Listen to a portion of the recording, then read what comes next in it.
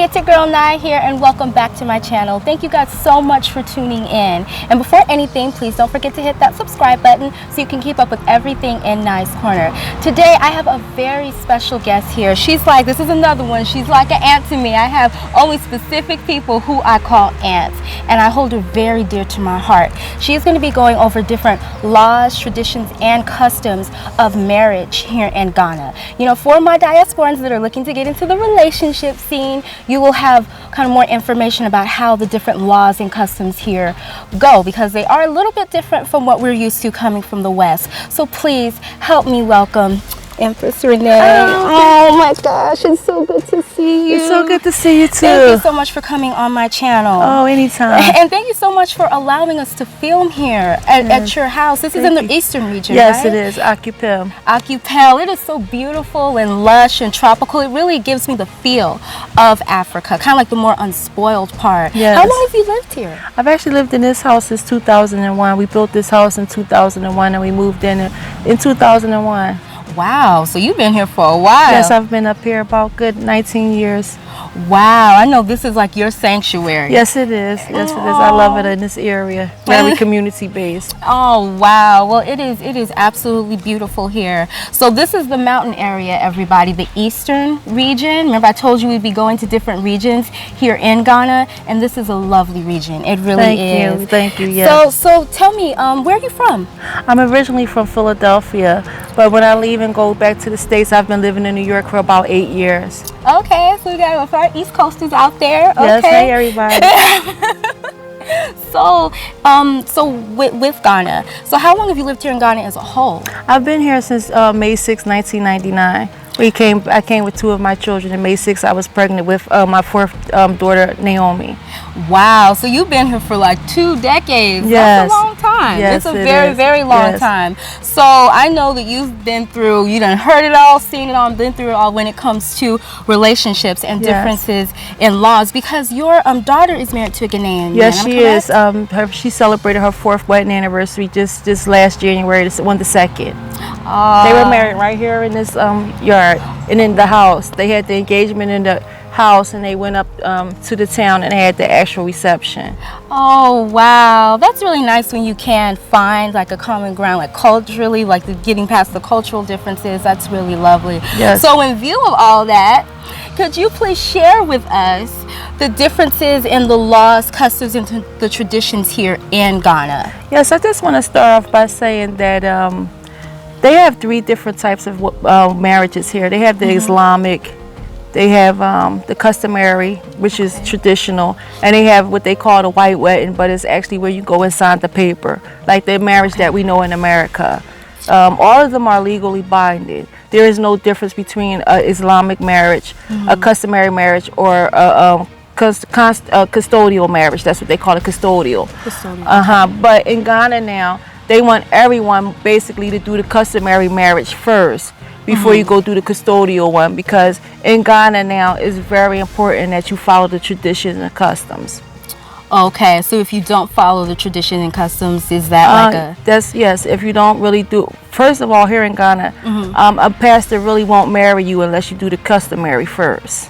Okay. They're really against that. They would rather you come together with the families and get married as opposed to you just coming to the courthouse to sign the paper. Oh, okay. So like I know a lot of times in the States, you can't just elope.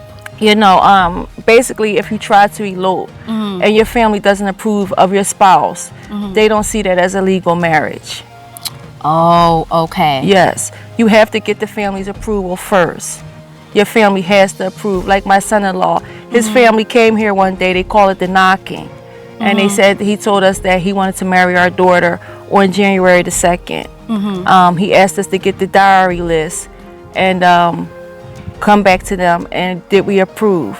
At that time, he came with the eldest family members. It was his mother, I think the oldest male, and I think it was 3 of the oldest males and the mother and a few of his siblings. They came. I wasn't in the country yet. My husband was here, and we also had some family representatives because we've been adopted by 3 different families here. So our Islamic family actually came in as our family representatives, and they negotiated with them the diary, the prices, and everything.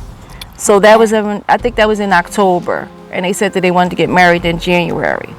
Okay, so can you tell us kind of how the laws differ in Ghana versus like what we're used to being from the diaspora? Okay, like for instance, what they call a custodial wedding or a white marriage, wedding or a custodial marriage. It means that you go to the courthouse, you sign the paper, you have witnesses to sign with you as well. My daughter went to Mampong. Then you have the custodial one where the two families came together. They exchanged gifts with us, and we exchanged our daughter basically. Oh, so it's kind of like a gift exchange, and you. Well, no, what he did was he came here in the morning around 10:30. They bought all the gifts. It was snaps, it was cloth, it was money, it was a few things, and they had a child already. So the money that I took, I actually have in a trust for my granddaughter. I didn't actually benefit from the money. I actually have in a trust for my granddaughter. I thought that was the best solution because we were really not into taking the money. My husband himself, he didn't take the money. He gave it to me. He went and he said he didn't feel that it was important for him to take money for his daughter. Right. That's who she wanted to marry, so he was okay with it. He personally didn't take the money, but I did. Okay. She did, y'all. Yes, okay. because here it's very important that the man is able to care for your daughter or your son. If it's a male getting married, then it's reversed. He comes and everything. But if it's your daughter, you go. It all depends where the person is from. Okay. Like if you're from the eastern region, all her family would come here to witness her getting married, like he came, and vice versa. If he's from the north, then she would go where all his family is from, and they would do it that way. Oh, okay. That's definitely good to know. So can you share with us different experiences that you've maybe personally witnessed or been privy to in terms of the differences here in the cultures when it comes to marriage? Well, yes, a lot of people from the diaspora, for whatever reason, they won't do they think they don't have to do the customary marriage. Okay. Yes. You have to realize that even if you sign a paper with someone, they say that polygamy is illegal in Ghana, but in customary it is not. Do not let anyone convince you to say that customary marriage it involves polygamy. I know a few people, because in Islamic religions, polygamy is a given. Most of them can have 4 wives if they can afford it, and that's in tradition as well. I know a couple who couldn't have children, and she allowed him to remarry so he could have children, because children is a very important part of marriage here. If you cannot have children, you should really consider whether you would marry a Ghanaian or not, because it's very important in the tradition to have children. Okay. All right. It sets the pace of how, for instance, this land. Because I have children with my husband, my children will have rights. If you don't have children with the person, you really don't have that many rights. You can get the matrimonial home, but any other property that he owns will automatically go to his family by Ghana custom and laws. Okay, see, that's way different from the way we know. Okay. Let me say it again. If you do not have children, unless you write a will with the person, and even here in Ghana, the will is not really standing, because customary, as I said, it overrides every marriage. So if you come here and you can, like, say for instance, my age, I'm 49, and I wanted to marry somebody that was about 32, and I couldn't have children anymore. I cannot have children anymore. I would really consider whether I would marry him or not, because his family, you're not just marrying the person, you're also marrying their family.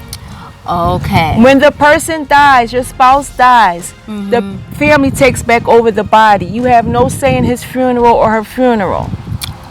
Wow. Yes, let me say that again. You have no right. Guys, this is totally different. Okay. You have no right to take your spouse from the mortuary. That's up to his family, because they have to do tradition and rites over his or her body. You can help pay for the funeral, but they are in charge of it. They determine where it's been buried and everything. You can even Google Kwame Nkrumah. His mother demanded that he was returned back to Ghana, because in custom, when a person dies, you're automatically reversed back to the family. That's so interesting you would say that, because I've heard of a lot of instances where this has happened, and I've been wondering why. Yes, why is it's that? their custom and tradition. That's what I would say. Rule number 1, learn the custom and traditions of the person you are marrying. Does it matter which Yes, tribe? let me say this. In the eastern region, for instance, everything that the mother owns, the children will have a right to it. But in other regions, if the father dies, everything he had will go to the children. It all depends what region. You should know the cultures and traditions of each region. Okay. Another thing, never allow anyone to tell them that all their family is dead. It's impossible. Because even if your father dies, in custom and tradition, they give you another father. It could be an uncle or another family member, but you always have a mother and father here. Never let anyone convince you that their mother and father is dead and there is no one. And there's no one. Okay. Yes, we had, I don't want to get personal, but we just had a sister who was married about a year ago. And her husband died suddenly. And for the longest time, she always thought that he didn't have any family, that it was just some cousins. But after he died, the family popped out. So please do not allow anyone to tell you they don't have family here. Everybody here has a family. Even in my town, there's 4 families. They're all related somehow. So for them to say that there's no family, there are family somewhere. Well, let me ask you this, and this is a personal thing that I have experienced, guys. This is what I experienced shortly after I moved here. I was dating a Ghanaian guy, and he did not introduce me to his family, his mother or his father. Red flag. Okay, all right. Please explain it to us. That's a red flag. If the person does not introduce you to the family, they are hiding. Full stop. Because the family has to agree to marriage, dating, everything. Now, you might can date somebody, especially in the tribes. Different tribes will not allow other tribes to marry. Like the Khans, they would never marry somebody that was an Evid. They do it, but it's not very common. So when you see a person who you are dating and they don't introduce you to the family, that should be a serious red flag, because everything here is centered around community and family. Right, because they're very family-oriented everything. people. From the day you die, from the day you're born to the day you die, everybody here in Ghana belongs to a family. Because after 8 days, the person you have a baby with is supposed to come and claim the baby and give the baby the family name. He comes with some of his family, and they actually name the baby and give you food and everything and say, from this moment, this baby belongs to us. Okay. So when he doesn't introduce you to his family, that's a big red flag. Yes, that's and disrespectful actually. Because now he's going against the family. And that could also be a trigger that he might have another wife somewhere in the cut. He might be engaged to be married to someone else. They do that. You know, because of course being here, you know, everybody says the right thing to say. They try to sweet talk you and woo you, but you have to look at the signs. And if the signs tell you it's kind of weird, sketchy, don't do it. And another thing is that a lot of sisters and brothers who come, because we're not used to the customs and traditions, we go along with it because we don't know. Exactly. So when a man does not introduce you to the family, or he might say that we're having a problem and that's why I don't want you to introduce you to the mother, we kind of go along with it because we have those kind of experiences in America. It might be a chance that somebody's not speaking to their mother and father, but here that's basically unheard of. You wouldn't even want to date a person that's not involved with their family. Okay, well, let me ask you this. Since they are very family-oriented people, child involvement. If you have children, or if a child comes into the picture, what role does the family play in that whole situation? Okay, let me just start off by saying this as well. If you have other children that's not your husband's or your wife's, they're not considered family to his family or her family. Okay. You have no rights to their land, their property, anything. If you had children before you met the person, don't think that unless you write a will out and say, but even still, even if you write out a will and it's people that's not him or his or her blood, it's very important that you realize that your child won't have any legal rights to his or her property, even if you obtain those properties together. So like stepchildren or anything like that? It's not, you know, that's not really heard of here. Okay. Like I know people that's been married who have children and the man has accepted them, but that has nothing to do with his family and the laws and the customs of Ghana. That's why I say it's very important that you learn the customary rights and everything that goes on here. Okay, so what advice would you offer to diasporans who are looking to get into, a special relationship with somebody from Ghana? What would be your advice? I would say definitely get to know the traditions and the customs. Get to know his family, where their head is. You understand what I'm saying? Because get to know the family, guys. Yes, you have to get to know their family first. Please do not date and marry anyone you met on the internet. No, not to be like that, but like to say that you met them and y'all been communicating on the internet and you're just coming for the first time to Ghana to marry. That is a big mistake. Yeah, because guys, I've heard of instances like that. Yes, we've had plenty of sisters and brothers who actually come off the plane marrying someone that they don't have any idea about. I had one sister who actually came off the plane. She had been dating a man off the internet for a while, and right now in America, she doesn't know where he lives. Oh, see, that's because the person because the person can, he couldn't read or write, but he used to get love letters sent to her and all those kind of things. Because you have to realize, not 99, I won't even say 99% of the people, but you have to realize poverty is real in Ghana. Yes. Yeah. And they watch a lot of TV and things, and they think that because we can come and go on the airplane, we automatically have money. Right, exactly. And which is not the case. It's not the case. Right. So a lot of people look at us as an opportunity. Exactly. Me myself, I'm married to somebody from Jamaica, but I met him in America. But I realized that he came from a place of poverty, so his mindset wasn't the same as mine. As soon as he came, he wanted to build a home. He said he wouldn't marry me unless I had a home. And that's the same kind of atmosphere you have to have for yourself. You have to know the family. Now, because you cannot speak the language, that's another barrier. Right, that's definitely so. I'm not trying to be smart or anything, but you can somehow tape them what they're saying in your presence, and go to someone who can speak the language. Because I've had sisters who have done that. Like their husband was actually talking to a woman on the phone, and because she couldn't hear what they were saying, she didn't realize that they had been dating before, and he basically dropped her to marry her without her even knowing that he had got married. See, you don't want that shady boots. You don't want that. That's real shady. So tell me, on a higher note. Yes. No, I'm not trying. One thing I want everybody to realize is that it's like this. If you don't, like we're from America, and we have places like Walmart, and we know where the aisle is for the milk, or we know where the cheese is. But if you go to a place here like the market, if you've never been there before, you have to learn those things. You cannot automatically assume because it's a black person or an African that you know Africa, because a lot of people only read about Africa and look at Africa on TV, and they take on new names. She is telling the truth, guys. And they have no clue about what's really going on here. Yeah. So it's not to be anything negative. It's just to let you see that, because you can Google all this, what I'm saying.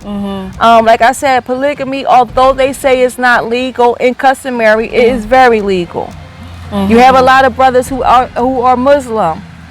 They might not tell you at first, but I've had people also who didn't realize that he can have 4 wives, and there's nothing you can do about that. Right, because the laws and everything, is different. So what you're sharing is very important to us diasporans who are looking to get into relationship with somebody in Ghana, because they're different. So could you also share with us the different positives and upsides of marrying somebody from Ghana? Because there have been some really wonderful, even Ghanaian marriages, guys, that I have seen in weddings that I've been to, where they've just been absolutely lovely. So can you please share with us the positives too, the other side of it? Yes, like I said, my daughter was married here on January 2nd, 4 years ago, so that was about 2016. My granddaughter was about 8 months at the time, so it was good to get both of the families together, and she got, and even now she's here in Ghana, so to have that upbringing in Ghana has been very important to all of us. I know a few sisters who've been married for 40 and 50 years to the same man. I have another sister who has been with the same man for about 20 years. They have about 4 children. They live in Accra.